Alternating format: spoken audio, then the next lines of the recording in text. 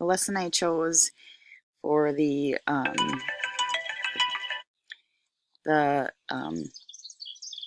was the organizing together in the organizing together manual, and it was learning community and noticing your neighbor. Um, as far as my strengths, after watching the video, I'll refer to the manual and as related to implementation fidelity and adjustments that I made while teaching I taught to a middle school group with students with SLD and EBD. Majority of the students' background um, were Hispanic. So as far as if you refer to the manual, it talks about how classrooms today are so diverse um, and learning the importance of reaching many students at once. Um, I thought that identifying this best practice was turned out to be um, a good lesson to teach to these students. Majority of them did speak English. However, there was one student that was very limited in his English speaking abilities. So I'll refer to that later in how I would make adjustments to my lesson along with others. So the challenge in selecting the strategy, was somewhat limited, being that we had to pick from the course material. However, with that being said, I do think that after reading the manual, the organizing together, these are definitely strategies that I will use in my practice. I think they're all very, very good concepts, and I actually currently use a lot of them already or have last year. The organizing your backpack in your locker and notebook. It'll just kind of sharpen my skills and how to implement it with fidelity. So as far as my lesson I taught on noticing your neighbor and learning community, um, I do as far as adequate training and matching the practice to the resources and the students. I think that all in all, like I said, it went really, really well. Um, and understanding the process and procedure for the strategy. Again, the manual is very simply laid out. I thought that it was easy to follow and then and implement it to my lesson. Um, and part of that with understanding the procedure from the manual, and then part of that is getting feedback from someone knowledgeable. Um, I think that there was a licensed teacher in the classroom, and she had kind of approached me after and just said, "Wow, we're gonna use this. It's just the simple things that students may do naturally. However, there are students that don't have the skills to do these simple skills, and um, I just really like the idea of actually teaching them and setting aside a time to teach it. Um, so the next thing, as far as implementation and related to the fidelity of the lesson and or adjustments, preparing for the to teach the strategy, I did feel that I was um, had enough time to, after meeting the students prior to teaching it, knowing what I was kind of up for was very helpful. I was able to kind of see the physical space and what I had available to teach.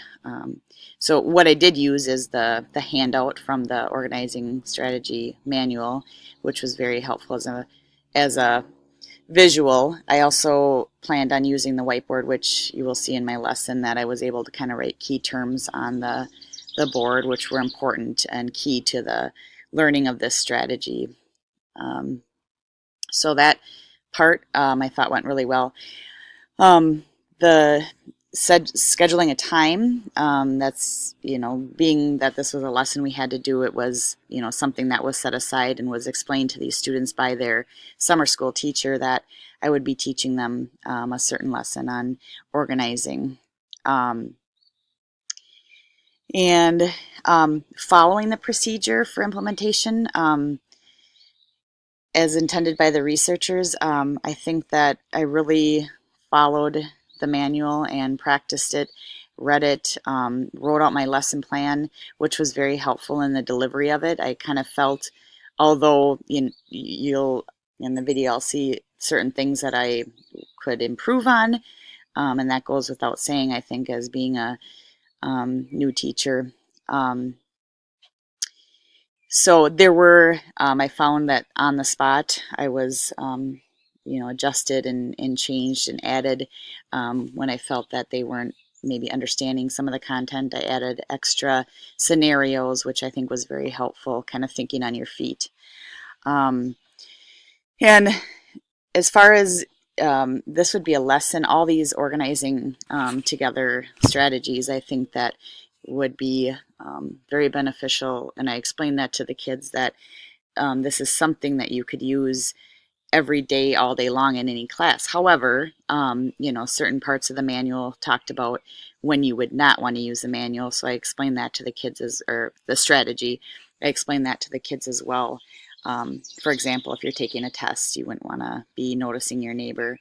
And I think I was very pleased with how they were enthusiastic about the lesson and kind of followed along and gave really good feedback and understanding the content of the strategy. And I think this would be something that would be, would be something they could use daily versus, something related to a 3 times a week, or it would be a skill used in any class. I think in my lesson, as I reflected on it, I think that it's important. I read in the manual to be enthusiastic and allowing feedback for allowing feedback from the students. I think that I did a nice job of asking questions, asking them to participate. And I think, as always, if I reflected on my whole teaching career and in different experiences, is I would maybe allow more wait time when asking a question, to allow them to think just a little bit longer and not to feel like I always have to be talking. And I think the students were engaged. I think that they participated very well, which is also part of the fidelity of implementation fidelity, along with a few adjustments that I just stated. So when talking about adapting a lesson and related to the manual, and how you really don't want to make huge adjustments, and it's part of the fidelity part, I do feel that not I learned not enough research has been done to kind of establish how that truly totally affects best practice. But I think, in reflecting in my video, the parts that I wouldn't necessarily say were a change, but just thinking on your feet and adding additional scenarios, so that the students have a firm understanding of the content. So overall, I think the lesson went very well. I would love to get better and better at these strategies. I think, as far as adjustments, I think maybe I would like the handout that I had, maybe just a little bit larger, hanging on the wall in front of them, where I could actually point to them, versus the piece of paper, although they had one on their desk too. I just think it's less distracting for kids with EBD or LD to have something they can be fiddling with. So I maybe would have projected that on a smart board, or had it larger on a poster board. Maybe spend a little bit more time on the vocabulary as related to the learning communities. I know I wrote them on the board, but I think again having them larger and just maybe a little bit more time, have them get a little bit more understanding of um, the words that are related to, um, such as tolerant and respectful. Spend a little bit more time on that.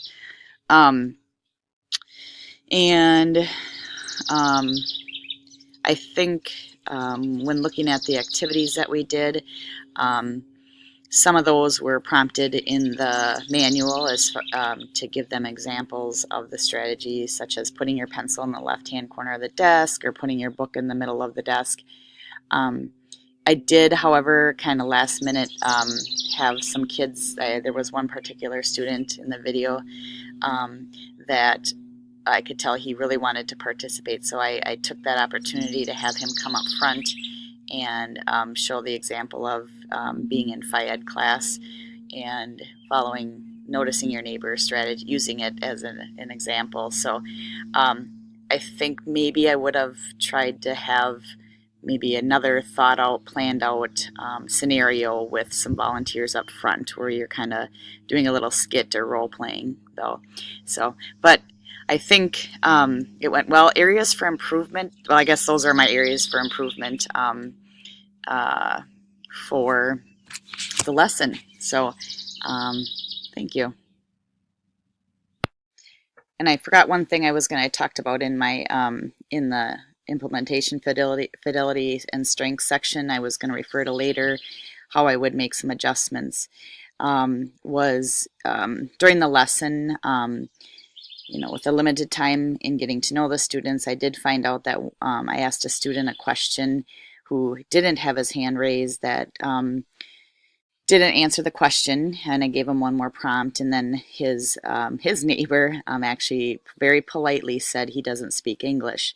So I guess in given the setting and the experience, I feel that I would make adjustments to the lesson. Whether that's knowing your students better just in general will help with implementing this strategy.